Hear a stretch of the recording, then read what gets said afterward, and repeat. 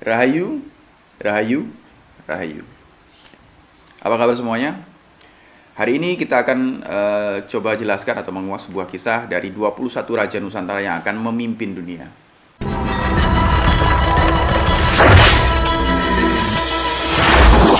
Di dalam bait Ramalan Jayabaya di bait 159 ada kalimat yang bunyinya begini, saya bacakan. Selambat-lambatnya kelak menjelang tutup tahun, datang dewa dari 8 penjuru. Kekuasaannya kekuasaan ratu, menduduki kekuasaan ratu gitu ya. Dan akan ada dewa tampil berbadan manusia, berparas seperti Batara Krishna, berwatak seperti Baladewa, dan bersenjatakan Trisula Weda.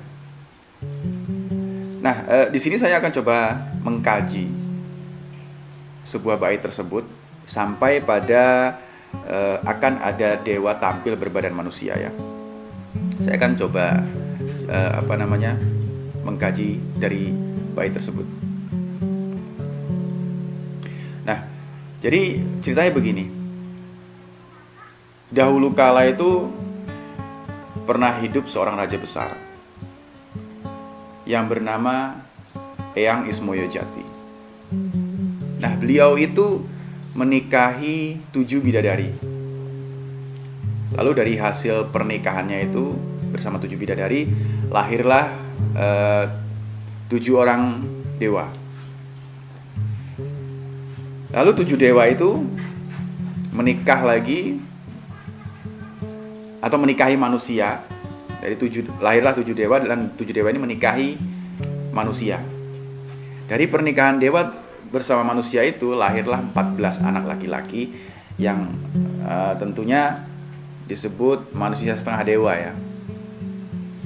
Jadi ada 14 manusia setengah dewa dan 7 dewa. Itu boleh dianggap sebuah mitologi atau legenda ya. Tapi ini dulu cerita yang saya dapat dari leluhur juga, kurang lebih begitu. Lalu di akhir zaman ini, ke-7 dewa dan ke-14 anaknya itu mereka sudah menitis dan bereinkarnasi ke dalam jasad manusia atau sudah menjadi manusia biasa saat ini. Dan mereka semuanya sudah membawa wahyu dari Yang Maha Kuasa. Untuk apa? Untuk pembenahan muka bumi ini. Nah, inilah yang disebut oleh Eyang Jayabaya itu ada dewa tampil berbadan manusia. Jadi Eyang Ismoyojati ini memiliki 7 orang istri bidadari, lalu memiliki anak dari ke-7 bidadari itu 7 orang dewa. Nah, 7 dewa ini menikah lagi, lalu lahirlah 14 anak laki-laki manusia setengah dewa. Begitu kurang lebih. Beliau-beliau ini dari zaman ke zaman, dari zaman kerajaan, bahkan dulu sebelum kerajaan juga mereka sudah bereinkarnasi, sudah menitis. Itu sesuai zamannya ya. Di zaman ini tugasnya untuk pembenahan ini. Nah, di akhir zaman ini mereka semua dipertemukan dengan membawa wahyu dari Tuhan. Itu nanti untuk pembenahan bumi. Itu sesuai tugasnya masing-masing.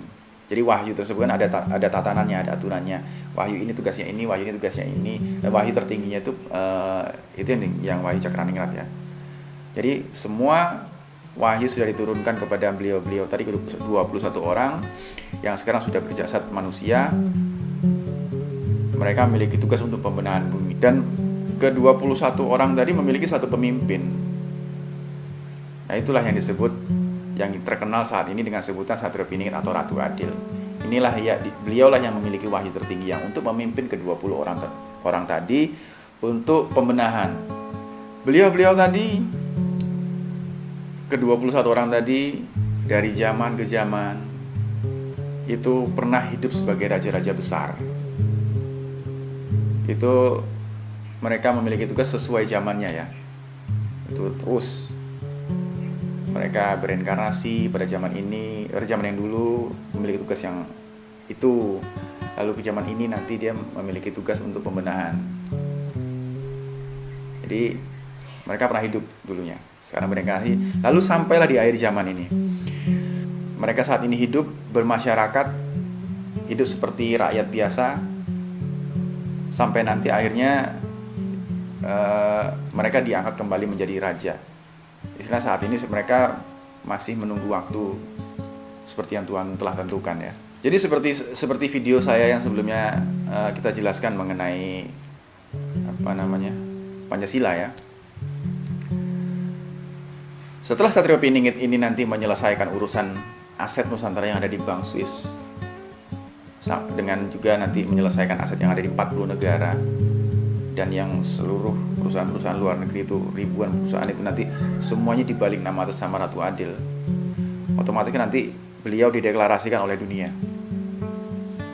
Jadi dideklarasikan sebagai Maharaja, Pancasila jadi mendunia gitu ya.